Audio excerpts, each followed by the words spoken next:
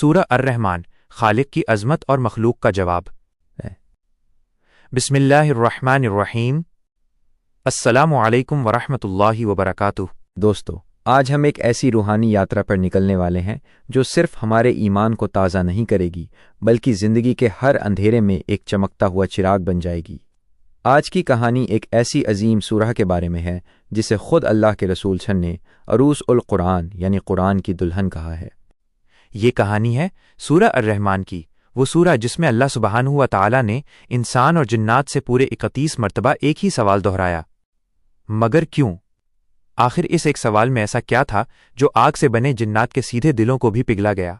اور ایسی کیا بات تھی اس سورہ میں جو ایک کمزور سے انسان کو مکہ کے ظالم کافروں کے سامنے اڈگ کھڑا کر دیا؟ آئیے اس گہری حقیقت کو ایک ایک طرف سے کھولتے ہیں تاکہ آج کی رات آپ کی زندگی بدل جائے۔ مکہ کی وہ پر اسرار رات۔ تصور کیجئے مکہ کا وہ دور جب اسلام ابھی اپنے پیروں پر کھڑا ہو رہا تھا، کافروں کا ظلم اپنی انتہا پر تھا، مگر اللہ کا نور روز بروز پھیلتا جا رہا تھا۔ ایک ایسی ہی رات کی بات ہے جب دنیا گہری نیند میں ڈوبی ہوئی تھی اور آسمان کے تارے خاموشی سے زمین پر جھکے ہوئے تھے۔ اللہ کے نبی حضرت محمد صلی اللہ علیہ وسلم اپنے رب کی عبادت میں گم تھے۔ تبھی ایک انوکھا واقعہ ہوا۔ جنات کا ایک خاص قاصد، ایک رسول حاضر ہوا اور بڑے ادب سے عرض گزارا کیا، یا رسول اللہ، جنات کا ایک بڑا گروہ آپ کا منتظر ہے، وہ اپنے خالق کا کلام سننا چاہتے ہیں۔ اور اللہ کے نبی صلی اللہ علیہ وسلم ان کے ساتھ چلے گئے۔ سوچو ذرا، وہ مخلوق جنہیں ہم دیکھ نہیں سکتے، جو آگ سے بنی ہے، جن کی طاقت کا اندازہ لگانا انسان کے بس کی بات نہیں، وہ بھی قرآن سننے کی تڑپ لیے بیٹھے تھے۔ کیا یہ چھوٹی بات ہے؟ جب آپ اس محفل میں پہنچے تو جنات نے اشتیاق بھری آواز میں درخواست کی، اے اللہ کے نبی، ہمیں اپنے رب کا کلام سنائیے۔ اور آپ نے سورہ الرحمن کی تلاوت شروع فرمائی۔ الفاظ گونجے، فضا بدلی، جنات کے جسم کانپنے لگے، اور جب یہ آیت آئی، فَبِأَيِّ آلَاءِ رَبِّكُمَا تُكَذِّبَانِ، تو اے جنوں اور انسانوں، تم اپنے رب کی کون کون سی نعمت کو جھٹلاؤ گے؟ تو جنات رک نہ سکے۔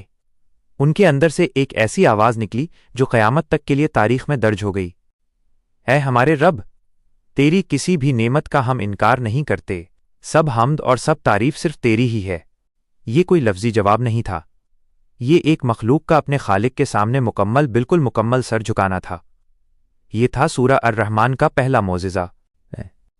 عبداللہ بن مسعود RA کی بے باک جرت۔ اب آتے ہیں ایک اور داستان کی طرف جو انسان کی کمزوری اور ایمان کی طاقت کا ایسا سبق ہے جو شاید آپ نے پہلے کبھی اس طرح نہیں سنا ہوگا۔ اسلام کا شروعاتی دور تھا۔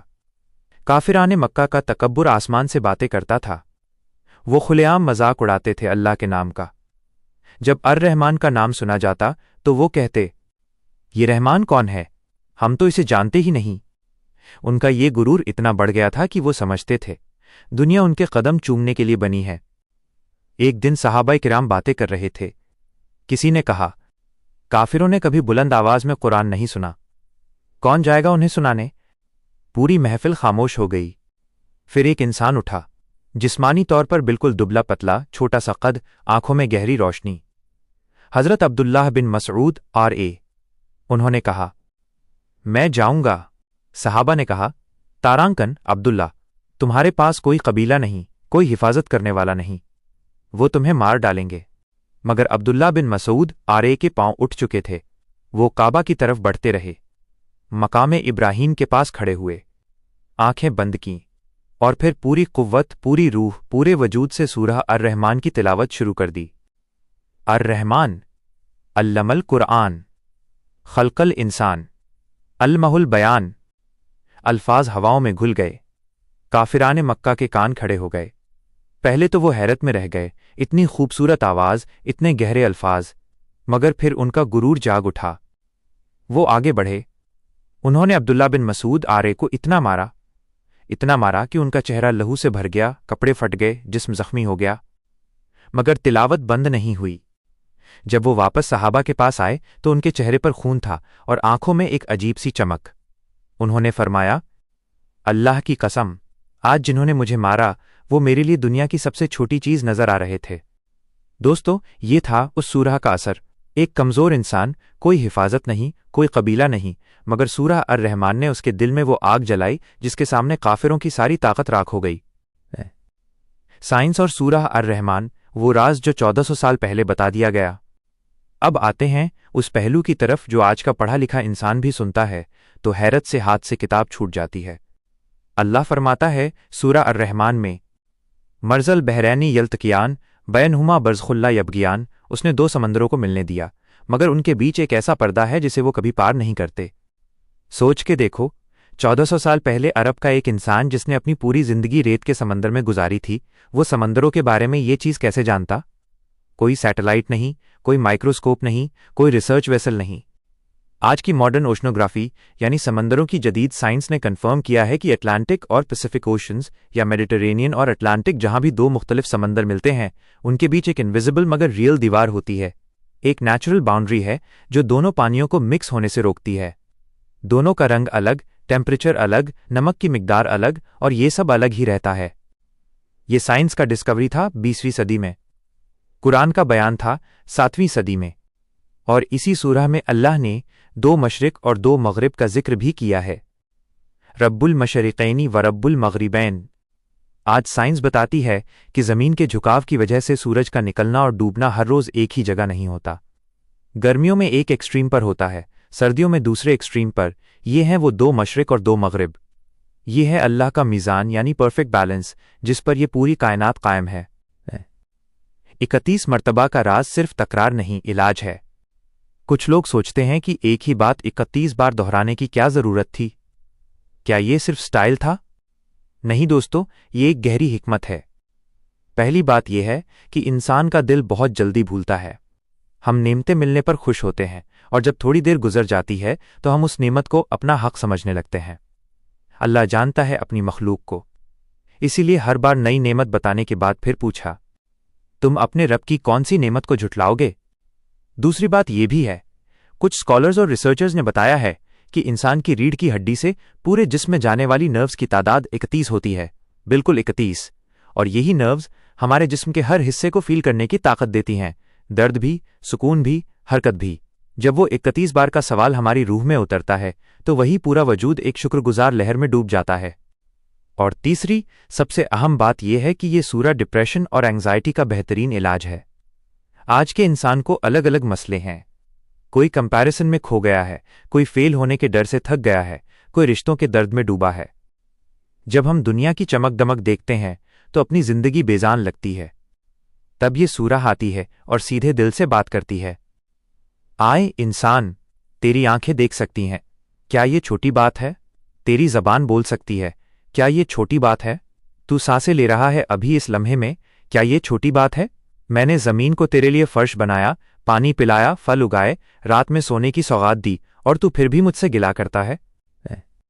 عروس قرآن کی دلہن۔ حضرت علی آرے سے روایت ہے کہ رسول اللہ ہرشا نے فرمایا، ہر چیز کی ایک زینت ہوتی ہے اور قرآن کی زینت سورہ الرحمان ہے۔ سوچ کے دیکھو، یہ وہ سورہ ہے جس میں اللہ نے خود اپنا نام الرحمان رکھ کر اس سورہ کو شروع کیا۔ شروع ہی ہوا، الرحمان رحم کرنے والا، درد کو سمجھنے والا، ہر حال میں رحمت برسانے والا۔ جس طرح ایک دلہن کو سب سے خوبصورت لباس میں سجایا جاتا ہے، جس طرح اس کی ہر ادا میں حسن ہوتا ہے، اسی طرح اللہ نے اس سورہ کو اپنے الفاظ کی خوبصورتی سے، نعمتوں کے ذکر سے اور انسان و جنات دونوں کو ایک ساتھ پیغام دینے کی انوکھی سٹائل سے سجایا ہے۔ یہ سورہ نفاق کے خلاف ایک ڈھال ہے۔ جب شیطان آتا ہے اور کہتا ہے تیرے پاس کچھ نہیں، تب یہ سورہ کہتی ہے گھر بیٹھو، ساری نعمتیں گنو۔ جب دل میں تکبر آتا ہے میں خود ہی اتنا قابل ہوں، تب یہ سورہ کہتی ہے کلو من علیہا فان، ہر وہ جو زمین پر ہے فنا ہونے والا ہے، صرف تیرے رب کی ذات باقی رہے گی۔ ایک بزرگ کا وہ جواب۔ ایک بار ایک بادشاہ نے ایک بزرگ سے پوچھا، کیا چیز ہے جو انسان کو اندر سے ختم کر دیتی ہے؟ بزرگ نے کہا، ناشکری۔ بادشاہ نے پوچھا، اور کیا چیز ہے جو انسان کو اندر سے زندہ کر دیتی ہے؟ بزرگ مسکرائے اور بولے، وہی جو اللہ نے 31 مرتبہ پوچھا ہے، نعمتوں کو پہچان لو۔ یہ بات صرف کہانیوں میں نہیں، یہ سائیکالوجی بھی کنفرم کرتی ہے۔ گریٹیٹیوڈ یعنی روز اپنی نعمتوں کو یاد کرنا۔ آج دنیا کی سب سے بڑی ریسرچ آرگنائزیشنز نے پروو کیا ہے کہ یہ انسان کو مینٹلی، ایموشنلی اور فزیکلی بہتر کرتا ہے۔ اسلام نے 1400 سال پہلے یہ فارمولا دے دیا تھا سورہ الرحمان کے ذریعے۔ سورہ الرحمن اور ہمارے اندر کا خالی پن۔ دوستوں، آنیسٹلی سوچو، ہم میں سے کتنے ہیں جو روز رات سو جاتے ہیں اور ایک بار بھی یہ نہیں کہتے شکر ہے یا اللہ؟ ہم پریشان ہوتے ہیں اگر وائی فائی سلو ہو جائے، مگر جو دل دھڑ دھڑ کر رہا ہے سینے میں اس کی فکر کبھی نہیں کرتے۔ ہم دکھی ہوتے ہیں اگر کوئی ہمارے ساتھ دھوکا کرے، مگر ان رشتوں کی قدر نہیں جانتے جو سالوں سے ہمیں تھامے ہوئے ہیں۔ ہم نیند نہ آنے پر اینکشس ہوتے ہیں، مگر اس نیند کی نعمت جو کبھی کبھی ملتی ہے اس کا شکر نہیں ادا کرتے۔ یہ سورہ ہمیں ایک آئینہ دکھاتی ہے، وہ آئینہ جو فلیٹر نہیں کرتا، سچ دکھاتا ہے۔ اور سچ یہ ہے، ہم نعمتوں کے دریا میں گھرے ہوئے ہیں مگر پیاس کا رونا روتے ہیں۔ آخری بات، آج رات کا عمل۔ دوستو، میں چاہتا ہوں آج آپ صرف ایک کام کریں۔ آج رات جب سونے جائیں، چاہے 10 منٹ ہی صحیح، سورہ الرحمن کو ہیڈ فونز لگا کر آنکھیں بند کر کے سنیے۔ کوئی سکرین نہیں، کوئی نوٹیفیکیشن نہیں، صرف آپ اور اللہ کا کلام۔ اور جب بھی وہ آیت آئے فبی ای آلائی ربکما تکذبان، تب ایک پل رکیں اور دل میں اپنی ایک نعمت یاد کریں، صرف ایک، آنکھیں یا ماں کی آواز، یا وہ ایک دوست جو برے وقت میں ساتھ رہا، یا وہ صبح کی روشنی جو آپ نے آج دیکھی۔ اور پھر خود محسوس کریں وہ سکون جو نیچے اترتا ہے، وہ ٹھنڈک جو چہرے پر آتی ہے، وہ آنسو جو آنکھوں میں ابھرتے ہیں بنا وجہ کے، وہ وجہ کے ساتھ ہیں، وہ اللہ کی طرف سے ایک پیغام ہے۔ میں یہاں ہوں، میں سن رہا ہوں، میں جانتا ہوں۔ اختتام ایک دعا۔ اللہ سبحانہ و تعالی ہمیں ان لوگوں میں شامل فرمائے جو اپنی نعمتوں کو جانتے ہیں، جن کے دل میں شکر گزاری کا دریا بہتا ہے اور جن پر سورہ الرحمن کی برکت کا سایہ ہمیشہ رہتا ہے۔ اللہ ہمیں اس سورہ کا صحیح مطلب سمجھنے والا ایمان دے۔ اللہ ہمیں ناشکروں میں نہیں، شکر گزاروں میں لکھے، اور اللہ ہم سب کے دلوں کو اس سکون سے بھر دے جو صرف سجدے میں ملتا ہے۔ آمین ثم آمین و آمین۔ اگر یہ کہانی آپ کے دل تک پہنچی ہو تو اسے ضرور اپنے کسی پریہ انسان کے ساتھ شیئر کریں، کیونکہ کوئی نہیں جانتا کس ایک میسج سے کسی کی زندگی بدل جائے۔ جزاک اللہ خیرن۔